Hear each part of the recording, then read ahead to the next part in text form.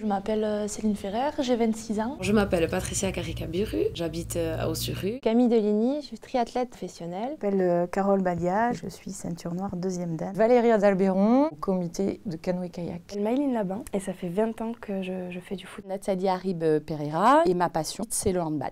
Julie Grunenberger, comité départemental de rugby. Dina Gorodi, ma mission c'est de développer en gros le sport adapté. Hélène Pénoche, j'ai un grand amour pour cette ville qui est Bayonne. Je m'appelle Perle Bouge, sportive de haut niveau en aviron. Jocelyne Poudy, je me passionne pour la course à pied. Je m'appelle Olympe, là, ça fait 4 saisons que je suis arbitre de foot. Hélène Pouchant, travaille au service des sports de la République. Je m'appelle Marie-Zélia Lafont, j'ai commencé en 96 le kayak. C'est mes cousins qui m'ont mis dans un kayak. Un peu par hasard au début. À la base, c'était un peu par défaut. Dans le cadre du travail. Je suis tombée dedans comme Obélix. Je pense que c'est juste à cause de mon frère en fait. Je voulais aller faire plein de sports, mais j'aimais pas trop la compétition. Puis après avoir eu des enfants, c'était plus compatible d'avoir un sport d'équipe et des entraînements réguliers. Ma mère pratiquait le handball.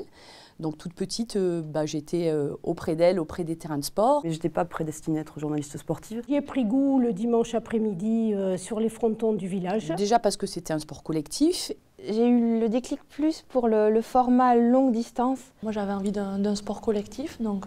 Puis j'avais quelques capacités en sport d'endurance, donc je me suis mise à courir. Mon père il était entraîneur et mes 2 petits frères ils jouaient au foot. Du coup, ça m'a donné envie d'essayer. J'ai découvert le kayak polo, donc c'est une discipline collective. J'ai rencontré certaines personnes qui m'ont fait aimer ce sport. Et c'est ce qui m'a attirée dans ce sport, l'effort de longue durée. Le groupe m'a plu, le sport après m'a plu. La dimension combat aussi me plaît énormément. J'y suis venue tout naturellement. C'est toujours du sport loisir avec moi. Et ensuite dans le sport parce que c'est ma passion. J'ai toujours suivi le rugby puisque mon frère jouait au rugby. Le handicap, c'est venu au cours de ma formation. Et j'ai eu l'opportunité, quand j'étais au lycée, de découvrir ce sport. On avait les cages juste en bas, donc c'est comme ça que c'est venu, tout simplement. Et une fois qu'on y goûte, on n'arrête plus. J'ai trouvé que c'était super sympa de laisser le fauteuil sur le ponton et de partir au fil de l'eau, comme n'importe quel autre athlète en fait. Qui permettait d'apporter peut-être un regard un petit peu différent sur le sport. Quel genre de remarques? Je dirais des remarques positives. Que c'est dur, l'hiver. Des choses comme c'est un sport de barbares. Celle qui me choque le plus, c'est pourquoi le sport pour les personnes en situation de handicap? Que c'est un sport de brute. On commence à augmenter et le dénivelé et la distance. Là, on nous prend un petit peu pour des fous. Comment il s'appelle ton cheval? Des choses comme ça, un peu aberrantes. Ah bah, soit les gens connaissent, soit on me dit c'est quoi. Le rugby féminin, c'est toujours accroché derrière. On dit qu'au foot, les joueurs, c'est des pleurnicheurs. Quand j'ai commencé, c'était plutôt machiste. Que c'était un sport de garçon. On peut avoir des petites remarques machistes de temps en temps. Jamais. Jamais, heureusement. Pourquoi tu fais ce sport? Peut-être plus un sport masculin. Et pourquoi tu fais du foot? C'est pas mieux la danse? T'as pas des cocards Ça surprend souvent que ce soit une femme qui ait ce poste.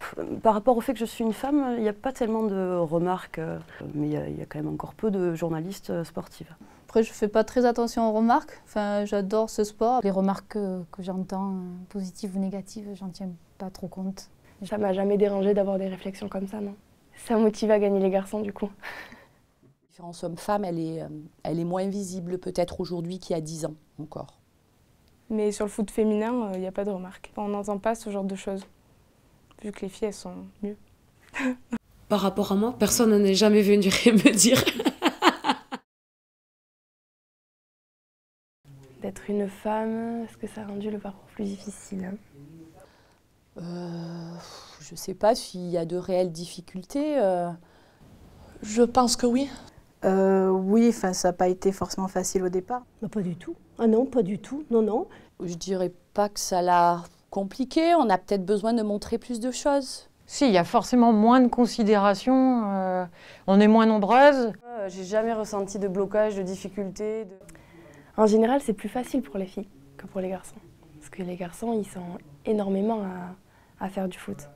Non, pas vraiment. Fille, non, moi je pense pas avoir de soucis de ce côté-là.